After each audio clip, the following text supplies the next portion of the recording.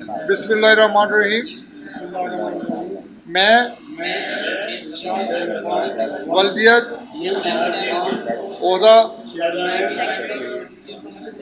अल्लाह ताला को हाज़िर और नाज़िर जानकर ये अहद करता हूँ कि Sindh union of journalist registered के आइन और दस्तूर की मुकम्मल पासदारी करूँगा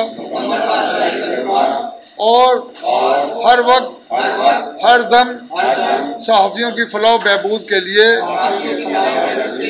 जद्दोजहद करता रहूँगा और कभी भी किसी भी सतह पर सहाफ़ियों के मफादात का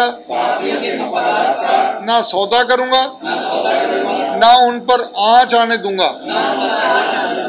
अल्लाह ताला मेरा हामी और मददगार हो।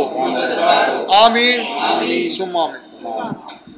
बहुत बहुत मुबारकबाद जी, बहुत बहुत मुबारकबाद तमाम दोस्तों को।